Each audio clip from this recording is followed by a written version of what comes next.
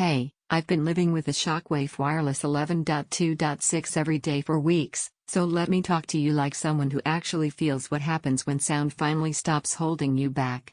You're the kind of person who notices when audio feels boxed in, when effects don't move around you, when music and dialogue feel like they're stuck on a flat plane instead of coming alive. That tiny frustration, every time you hit play and the sound doesn't match the moment, you've felt it long enough to know you deserve better. Before anything else, check the current price and availability. Systems this capable don't linger in stock forever, and waiting usually means paying more later or missing the configuration you already wanted. There's always a moment where you realize you've outgrown compromise.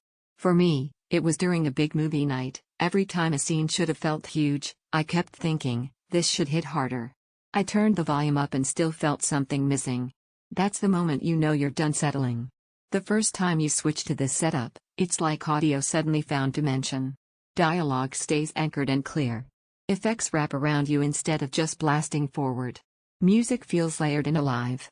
High channels actually give a sense of up, not just louder. And those dual 10 subs? They don't just rumble, they anchor the whole experience. You stop adjusting volume and start feeling the scene.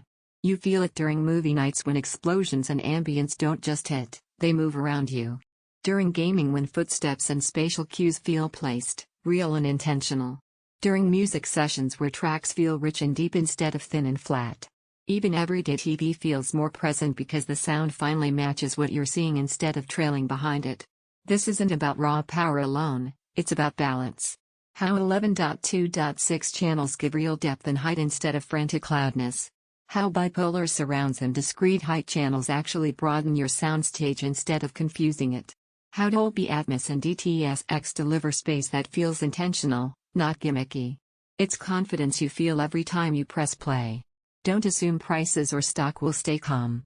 Systems this advanced tend to swing quietly, and hesitation usually ends with compromise later. If you're hesitating because setup sounds intimidating, here's the shift. Once it's in your room, the experience pays you back instantly. You don't wrestle with it. You listen. The surprise benefit you don't notice at first is how controlled the low end feels. You get depth without a muddy mess. It feels tight, musical, purposeful. That kind of clarity makes you use it more, not less. Owning this changes how you think about home audio. You don't settle for gaps or guesswork. You walk into a room expecting presence, and you get it. Sound feels layered and immersive, dialogue stays clear and grounded, atmos and height feel real and natural, bass hits deep without boominess, every moment feels cinematic and complete. It's not the smallest or simplest setup high-end enthusiasts might crave separates. At some point you stop circling weaker options. You stop settling for almost enough. You choose what genuinely satisfies, and every time you glance at lesser systems, you come right back here because this already feels right. Check the current price and availability now. Decide while this configuration still makes sense, so this isn't one of those upgrades you delay and regret later.